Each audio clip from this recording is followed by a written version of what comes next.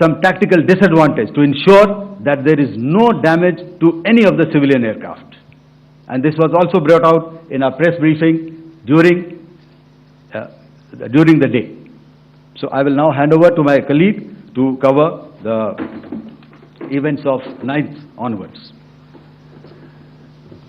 On land, we also undertook certain measures such as deployment of air defense and electronic warfare assets to establish an integrated grid with the Indian Air Force, and I have seen and heard some of you wax eloquent about the benefits of such an architecture when it comes to negating and combating air intrusions.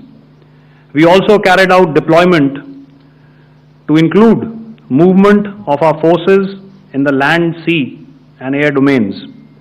The night of the 9th and the 10th of May saw similar intrusions by drones and aircrafts, and this time there was a concerted effort to target airfields and some very, very important logistic installations, albeit yet again unsuccessful and denied gallantly and efficiently, I must say, by the integrated Indian Air Force and Indian Army Air Defense.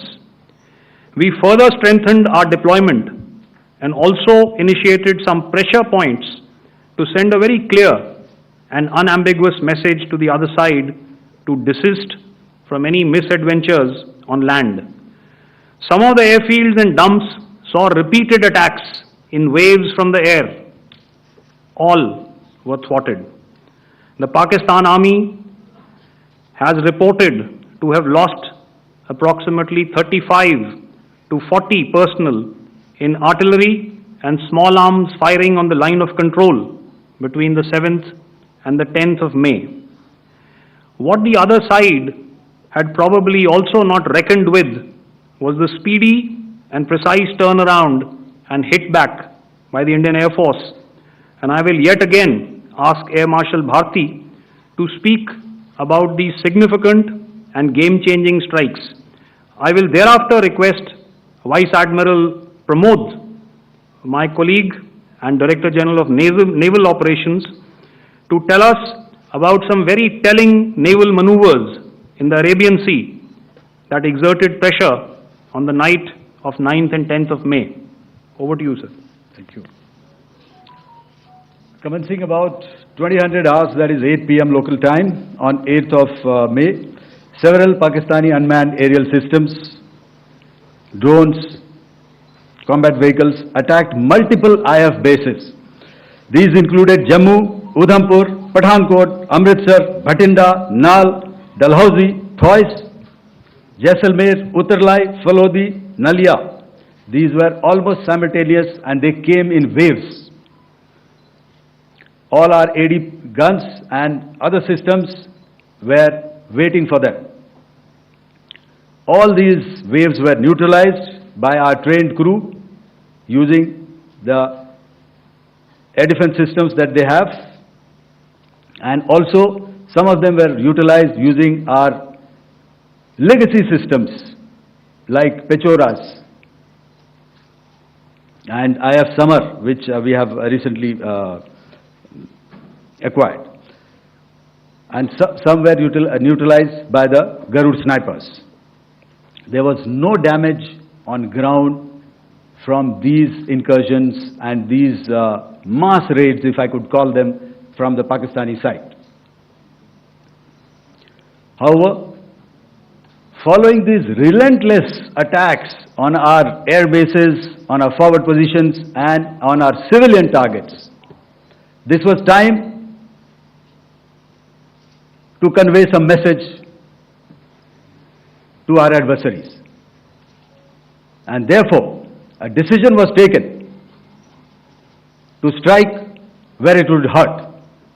And towards that, in a swift, coordinated, calibrated attack,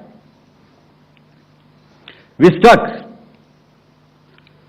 his air bases, command centers, military infrastructure, air defense systems across the entire Western Front. The bases we struck include Chaklala, Rafiki, and mind you, Chaklala is Islamabad.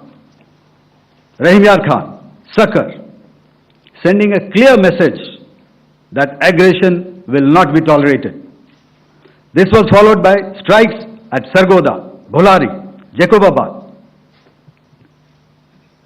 We also struck the C2 centers at Murid, the UE complex at Murid, Rafiki, radar at Chunia, which I will show you, Rahim Yar Khan airfield, and the unmanned combat aerial vehicle hangar at Sakar. I would like to reiterate here that we have the capability to target every system at these bases and more. However, it was only a measured response to instill good wisdom to our adversary to refrain from further escalation. IF response was directed only at military installations, avoiding civilian and collateral damage. I would now like to show you some of the effects that have been achieved as a result of our air operation.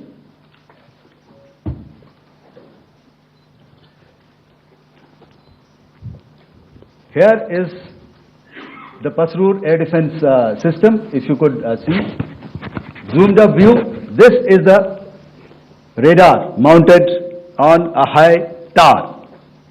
And after the strike,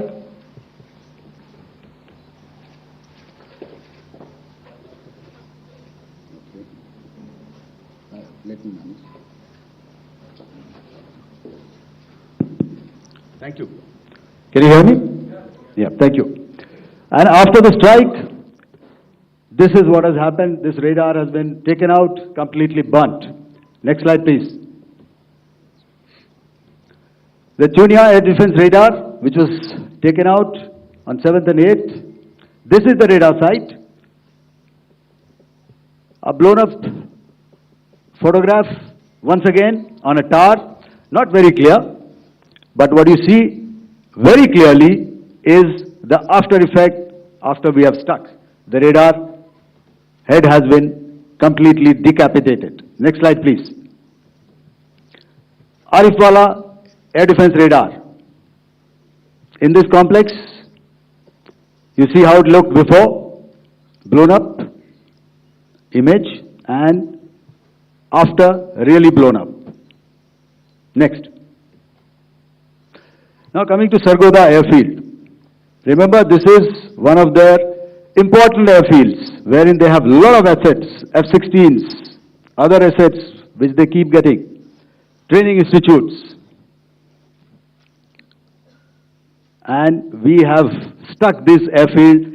It is not, if you zoom in here, then one impact point here on the runway and second impact point of our weapon, precision weapon on the runway. And if you see this blown up repairing going on, same here. Next. Rahim Yar Khan. This is the area we have struck. A deep strike out here and one complex here. So this is how it looked before, and same, you see a big crater, another crater here, and this complex after strike neutralized. Next.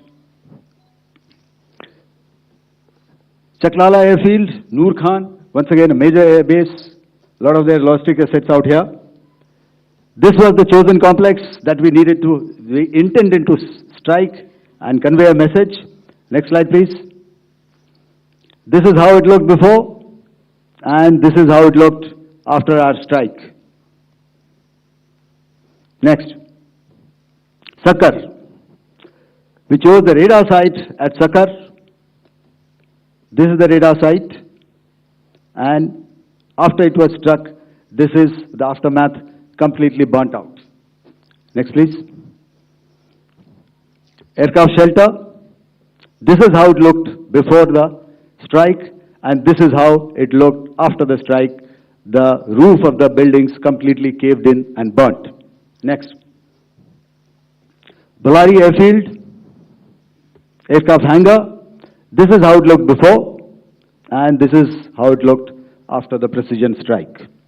Next. Jacobabad, aircraft hangar, and this is how it looked after. Next. So what I'm trying to convey here, ladies and gentlemen, is to start with, our fight was neither with the Pakistani military nor with anybody else who's there on the other side. Our fight was with the terrorists. We neutralized the terrorists that we selected to be neutralized, and thereafter we only maintained the air defense posture. However, we were relentlessly pounded by waves after waves, night after night, by his UCAVs, by his drones, and by his other unmanned aerial systems. And that left us with no choice but to retaliate, and yet our retaliation was calibrated, it was graduated, and it was proportionate. Thank you.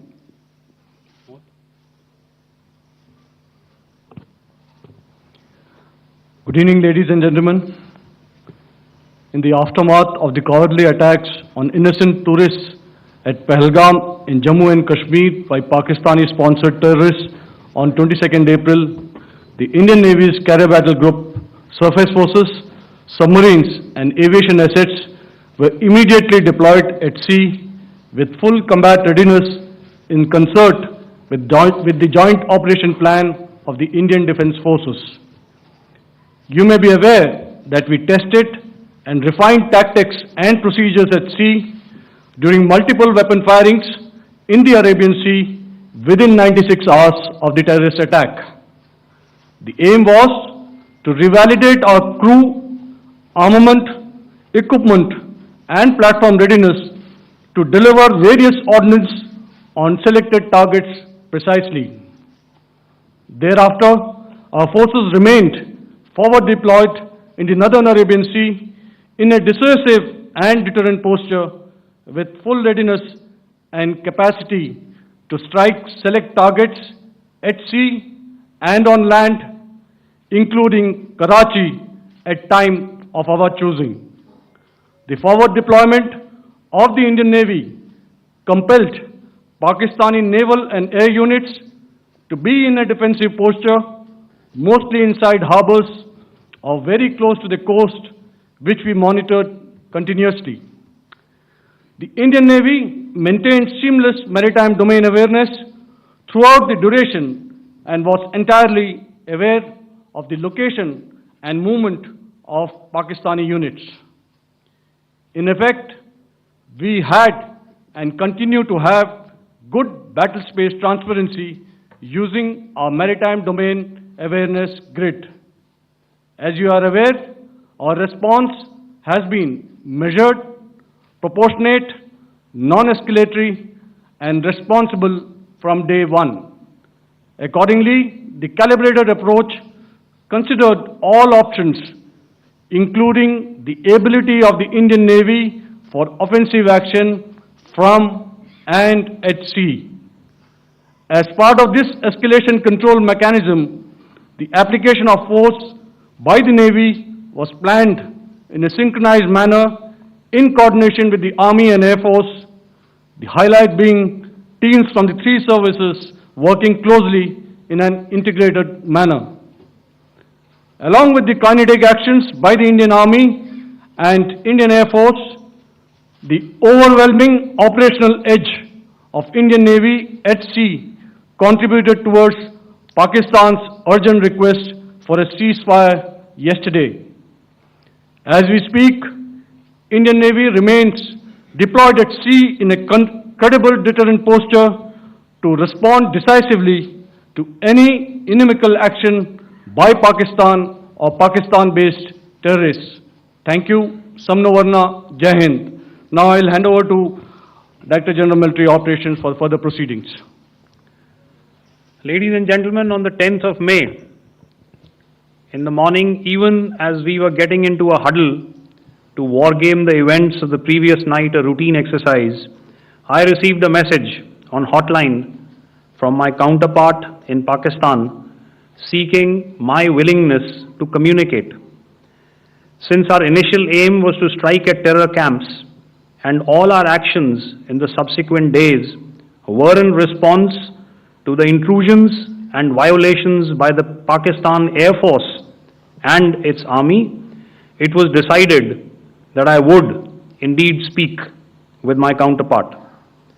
You are already aware, I've seen it being covered on national television, that my communication with the PoK DGMO was conducted at 15:35 hours yesterday and resulted in cessation of cross-border firing and air intrusions by either side with effect from 1700 hours 10th of May, after he proposed that we cease hostilities. We also decided to further speak on the 12th of May, that's tomorrow, at 1200 hours, to discuss the modalities that would enable the longevity of this understanding. However, disappointingly, and must I add, expectedly, it took only a couple of hours for the Pakistan Army to violate these arrangements by cross-border and across the line of control firing, followed by drone intrusions across the expanse of the Western Front through last night and in the early hours of the morning today. These violations were responded to robustly and dealt with as they must be. We have earlier today sent another hotline message to my counterpart highlighting these violations of the understanding between the DGMOs on the 10th of May and our firm and clear intent to respond to these fiercely and punitively, if repeated tonight, subsequently or later. In this regard, I must inform all of you that the Chief of Army Staff has earlier today conducted a security review and has granted full authority to our Army commanders for counter-actions in the kinetic domain in case of any violation by Pakistan. In the end, I pay my solemn homage to my 5 fallen colleagues and brothers from the armed forces and civilians who have tragically lost their lives in Operation Sindoor. Our hearts go out to the bereaved families, and we express our solidarity to them in this lifetime and beyond at this grave juncture in their lives. Their sacrifices shall always be remembered and spoken of in glowing terms by a grateful nation. We have thus far, ladies and gentlemen, exercised, and my colleague Pramod highlighted this, immense restraint, and our actions have been focused, measured, and non-escalatory. However, any threat to the sovereignty, territorial integrity, and safety of our citizens will be met with decisive force. Jai Hind. Okay, ladies and gentlemen, we are now open for questions. All right, now since I would not know all of you, I would expect you to please raise the placard or your hand, and once I indicate, I expect you to please give out your name and the media group that you belong to. Keep your questions short so that we can take as many questions as possible. Also, ladies and gentlemen, kindly bear in mind that confidential aspects may not be answered by the 3 DGMOs. Right. I've got a lot of hands there. Let me start from the left. Left foot always in front when we start marching. So here we have to the left, okay. Yeah, 238. Hello. So this is Manas Pratimugyan from PTI, Press Trust of India. So the understanding that was reached yesterday on stopping the military operations and actions, was it for just 3 days? And what would be the cost escalation if there is violation of this understanding by the Pakistani side? And my subsequent question would be that we have a kind of ceasefire agreement with Pakistan that was finalized in 2003. So will there be some kind of similarities in frameworks between the two kind of understandings, 2003 ceasefire agreement and the current understanding on stopping military operations?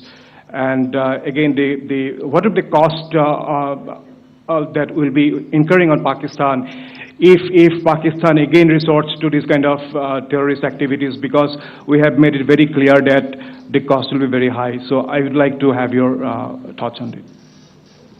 Okay, so I'll answer the latter part of the question first. I also want to add that while the initial ceasefire agreement, as you correctly pointed out, is of the 2003 vintage, but I must remind you that in 2021, in the month of February, and this was then when the crisis in eastern Ladakh was also on, the two DGMOs had spoken and arrived at a ceasefire understanding that lasted right up until this unfortunate attack at Pahalgam. Once our Foreign Secretary had announced the decisions of the CCS in the immediate wake of that attack, he had announced certain measures, and then of course Pakistan had in turn made its own announcements. Since then, there have been certain violations of this ceasefire understanding, and of course after the 7th of May, like I pointed out during my statement, that there have been numerous violations on the line of control especially, and of course along the international boundary by the Pakistan Army and the Pakistan Air Force. This understanding that we spoke about yesterday, no, it was not for 3 days. It was first to stop aggressive and hostile activities immediately, let that order and direction settle down for about 36 hours, and thereafter discuss modalities, like I said, to ensure its longevity. That is tomorrow on the 12th of May. But unfortunately, we had a violation starting at approximately 1900 hours last night, and we've sent a communique, like I said, to the Pakistan Military Operations Directorate, and we will await as to what happens tonight. All right. The cost escalation, I'll leave it to your best imagination. I've already said that the response will be fierce and punitive. Now, the right foot forward. Yeah.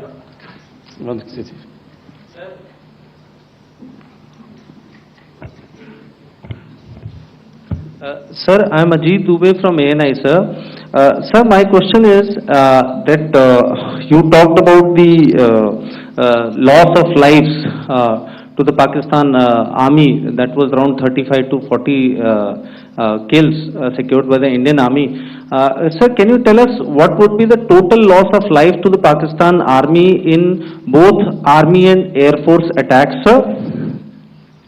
And how good was the performance of the BrahMos, Scalp and the S-400 during the operations? And sir, since we have just one no multiple questions, please. Sir, all right. And since sir, we have achieved such a spectacular, we have made good achievements in this entire operation, can we say that we have emerged victorious, or we have a big upper hand over the Pakistanis in this entire conflict? Thank you very much, sir. So I'll answer the question about the loss of lives on the other side. Of course, there are various means to ascertain that number. There is information from various agencies that come in. There are, of course, on the line of control other ways to find out as to what has been the effect of what you are doing there in ceasefire violations. So therefore, I mentioned 35 to 40 on the line of control, and please remember that once Operation Sindoor was launched, the responses of the Pakistan Army were also on Indian Army or the Indian Armed Forces infrastructure. Let me put it that way. So that's why I did not cover casualties of the Pakistan Army, at least in the initial phases of battle, because those were not our targets. Our targets were terror-oriented, and of course later, once they launched air intrusions and air operations on our infrastructure, we've used heavier weapons, and of course there would have been casualties, but those are still being assessed. The effects of the weapons that you mentioned, I will request Air Marshal Bharti to apprise all of you about those. Good evening, Mr. Sujit. How are you? Ajit. Okay, we're meeting after some time. I never mentioned about any of the weapons that we used. Check. Okay. What I was saying, that I never mentioned of any of the weapons, the caliber that we used. All right. So we'll leave it at that. Those are matters of operational details which I would not like to go into. But suffice to say that whatever methods and whatever means we have chosen, it had the desired effects on the enemy targets. How many casualties? How many injuries? Well, to start with, our aim was not to inflict casualties, but in case there have been, it is for them to count. Our job is to hit the target, not to count the body bags. And the last part of your question, I wonder if you read out the tweet on ADGPI at midnight once we'd done what we had to in Operation Sindoor. And that's credit to my friend here on the left. Justice has been served, Ajit. That is all that I will say. Ajit, no, I'll request you to, refrain putting words into his mouth. All right. Yeah, I'll come back to the left. 147. Sorry, 47. No, 47. Did I see it here or? Yeah. Good evening, gentlemen. Sorry, 147, I saw it there. Sorry. Yeah, since I've already said 147, start please. Hi sir, good evening. This is Shivam Patel from Reuters News Agency. Thank you for giving me the opportunity. My question, sir, is how many military targets did Indian Armed Forces strike in Pakistan in response to the attacks from Pakistan? How were these targets selected? And how many troop casualties have been there in total on both sides, if you can give details? Thank you. I'm sorry, where are you? I haven't spotted his... He's to the right. Okay. Can you just repeat that for me, please? Sure, sir. So my name is Shivam Patel. I'm from Reuters News Agency. My question is, how many military targets in total did the Indian Armed Forces strike in Pakistan in response to the attack from Pakistan? How were these targets selected? And how many troop casualties have been there on both sides, if you can? So you're speaking of the targets that I mentioned in the wake of the attack at Pahalgam, right? Military targets, after full response.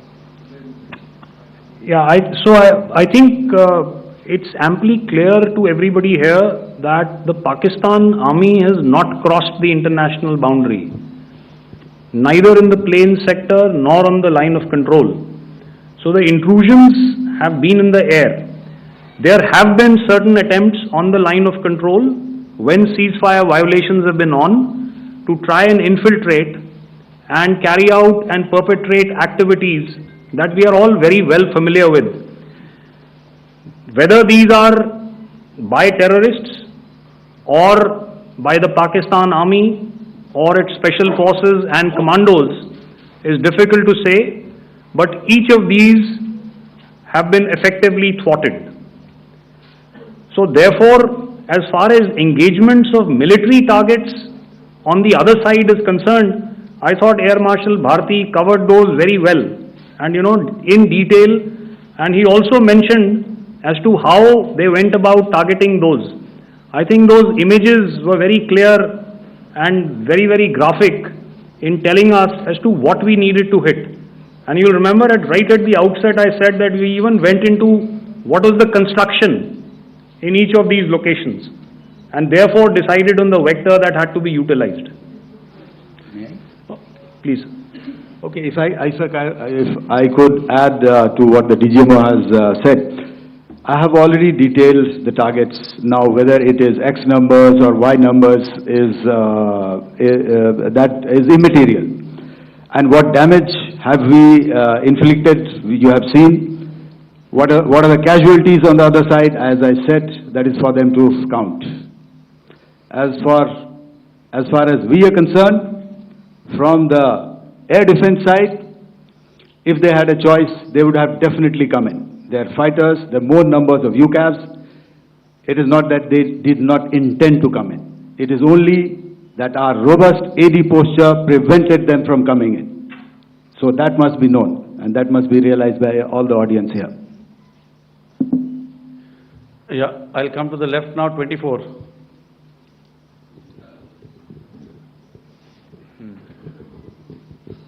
Good evening, sir. This is Anvesh Rath from Z.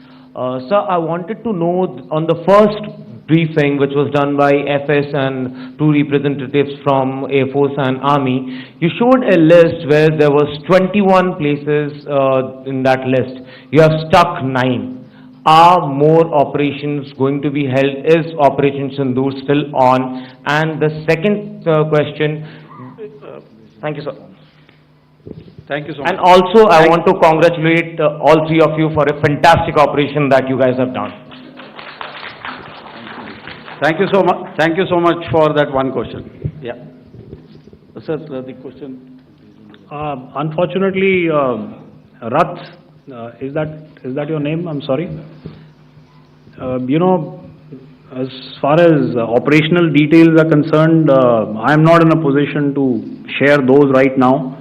But I think I'll take a cue from Pramod. He said towards the end that the Indian Navy is still in a posture that is deterrent.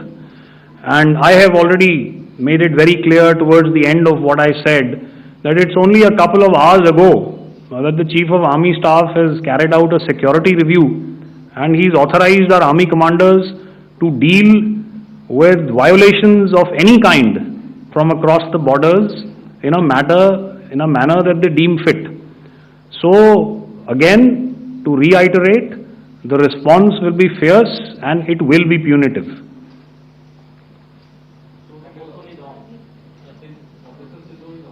Yes. 163. I'll go back this side now. Yeah, 255. She said middle wale kya karenge, so 255. Oh, sorry. Good evening, sir. I'm Shailesh from National Defense.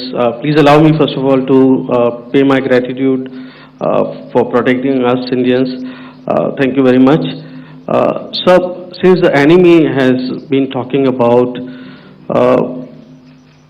taking down our aerial platforms, it would be deemed fit in case we can reveal that we have taken down their fighter jets.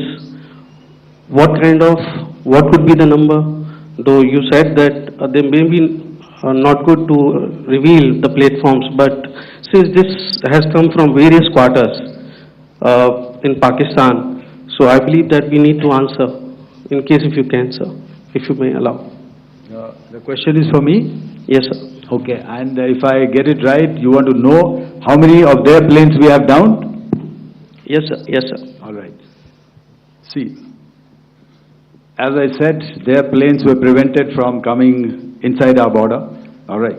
So we do not have the wreckage with us, but definitely we have downed a few planes. Numbers, we would not like to hazard a guess out here. Okay. I have the numbers. Okay. Okay, and we are getting into the technical details of it to establish it. So I would not like to put a figure at this time, but definitely there are losses from their side which we have inflicted. Were they, Please don't ask. were they fourth generation plus, sir? No, See, sir, you're putting words into my mouth. Why do you say fourth generation? Let us make it high tech. Thank you so much, sir. all right. Yeah, 163.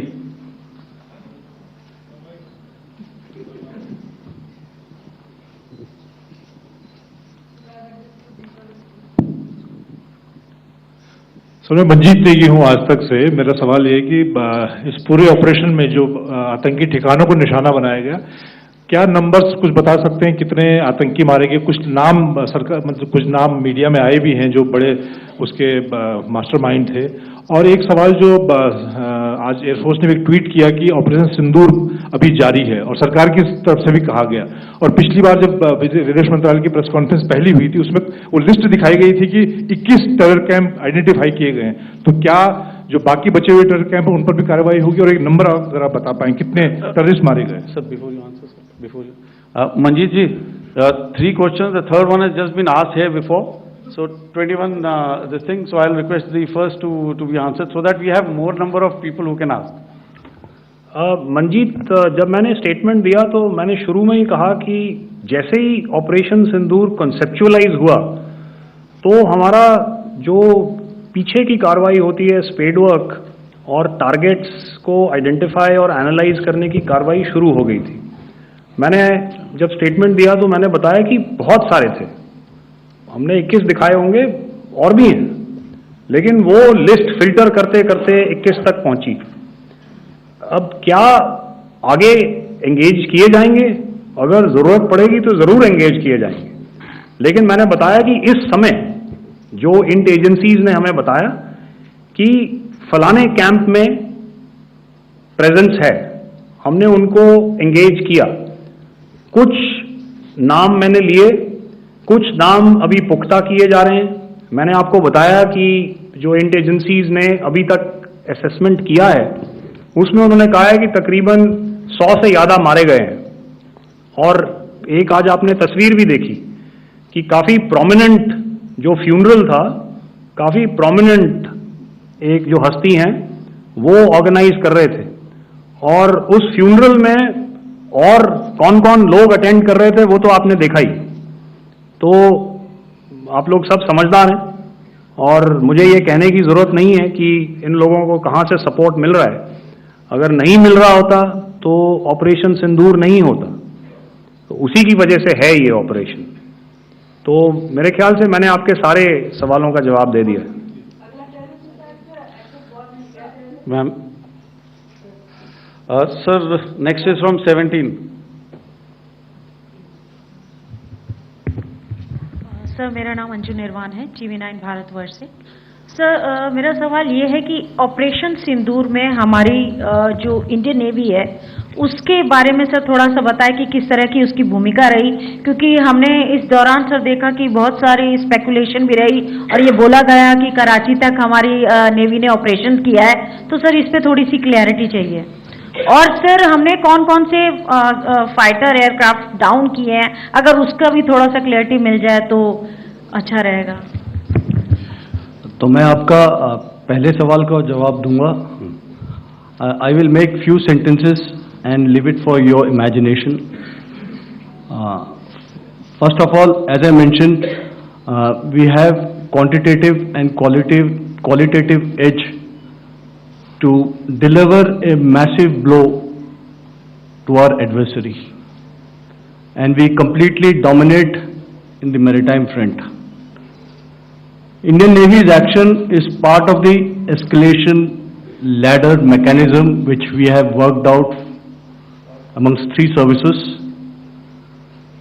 This time, if Pakistan dare take any action, and Pakistan knows it, what we are going to do. That's all. Okay. आपके सवाल का जवाब मैं पहले दे चुका हूँ। आपके सवाल का जवाब मैं पहले दे चुका हूँ, इसलिए मैं बस उस तक ही सीमित रखूंगा और इतना कहना चाहूँगा कि आने वाले दिनों में आपको खुद ही पता चल जाएगा और ऐसी बातें छुपी नहीं रहती हैं, तो पता चल जाएगा. So at this time we'll Okay. just let it be. Okay, ladies and gentlemen, we have one or two more questions, sir. So, please, they are going to be outside. You can speak to them there also. 104. 104.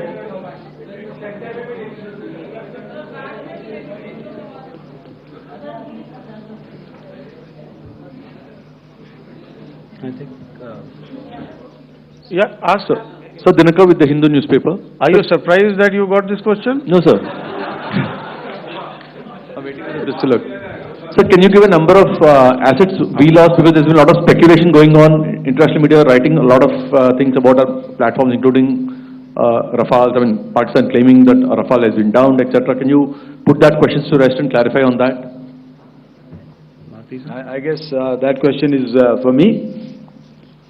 All right, I'm happy that you've asked this question. You know, we are in a combat scenario, and losses are a part of combat. The question that you must ask us, okay, and indeed that we must ask ourselves, you inclusive, is have we achieved our objectives?